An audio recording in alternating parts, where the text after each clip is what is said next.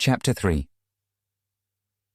Matak moved with purpose through the labyrinthine corridors of the engineering complex, Akamai scampering at his heels. The little alien had taken to shadowing his every move these past few days, a peculiar yet strangely comforting development.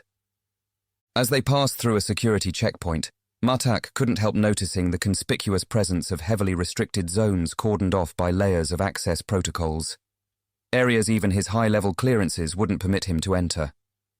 Curiosity niggled at the back of his mind, but he shunted it aside with practiced discipline.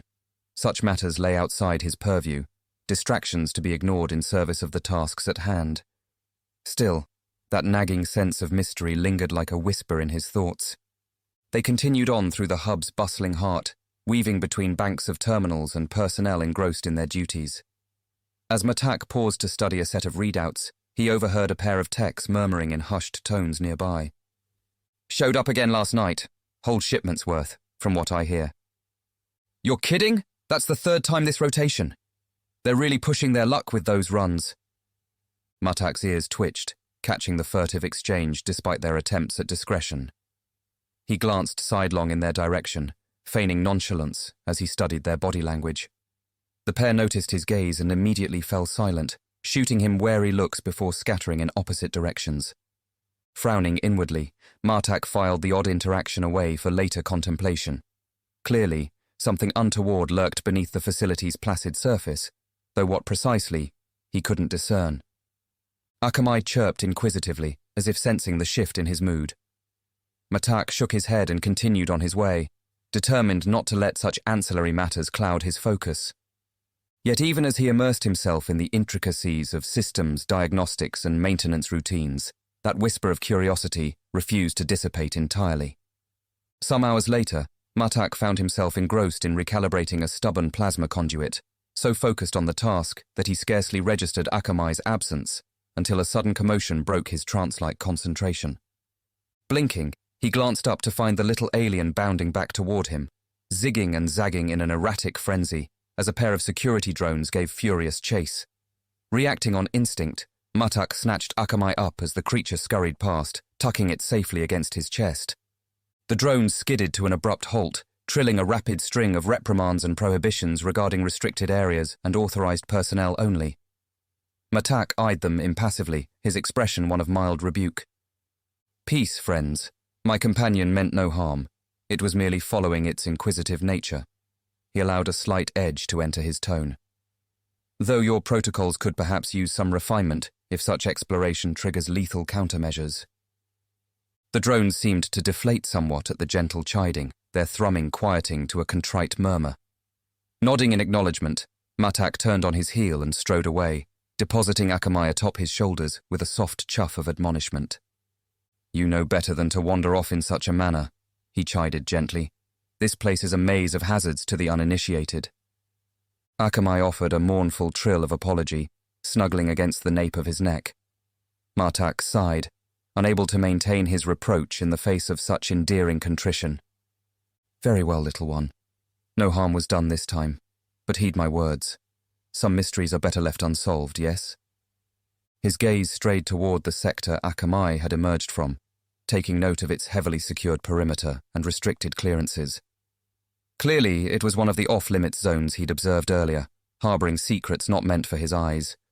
Curiosity burned bright within him once more, urging him to investigate, to unravel this latest enigma vexing his intellect.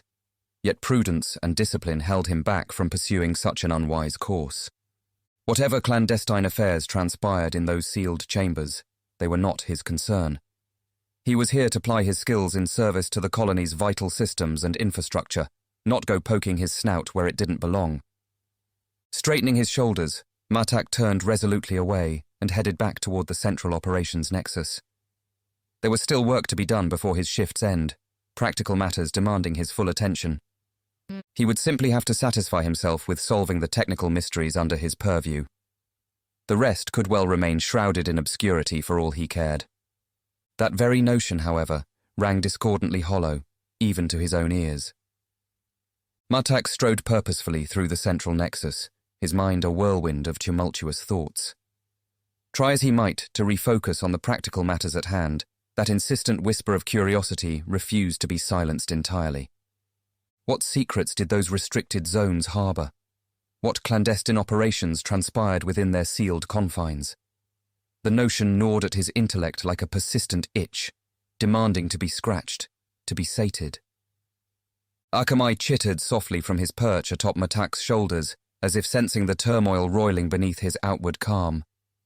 He reached up to give the little creature a reassuring stroke, letting the simple comfort of its presence ground him momentarily. Deep breaths, discipline, steadiness of purpose. Such was the way to conquer errant impulses and regain his center. There were procedures to be followed, routines to uphold, the orderly backbone ensuring this colony's continued survival and prosperity. He was an integral part of that intricate machine, a humble yet vital cog whose role mustn't be compromised by extraneous distractions. And yet, that relentless itch persisted, needling at the back of his consciousness no matter how stringently he attempted to dismiss it. Curiosity was the wellspring from which innovation flowed, the driving force propelling his kind's ceaseless quest for growth and understanding. To simply ignore its siren call felt like a betrayal of his very nature. Perhaps a compromise could be struck, a middle path that would satisfy both his inquisitive spirit and his responsibilities. If he devoted himself fully to his duties now, then indulged his investigative impulses during designated free periods. The notion held a certain pragmatic appeal, allowing him to have his mystery and solve it too. Already, his keen intellect began spinning possibilities, mapping potential avenues of discreet inquiry, ways to pry loose a few tantalizing threads to unravel the colony's woven secrets without overstepping his bounds entirely. So engrossed did he become in this internal calculus that he scarcely registered his surroundings, not until a harsh, reverberating clang jolted him from his reverie with a start. Akamai's startled squawk echoed his own surprise as they both whipped around, searching for the source of the disturbance. There, just ahead and to the left, a lone access hatch lay askew, its thick portal hanging ajar, as if hastily forced open from within. Even as Matak's gaze fixed upon the anomaly, a flurry of movement erupted from the shadowed breach, like a startled flock of avians taking flight.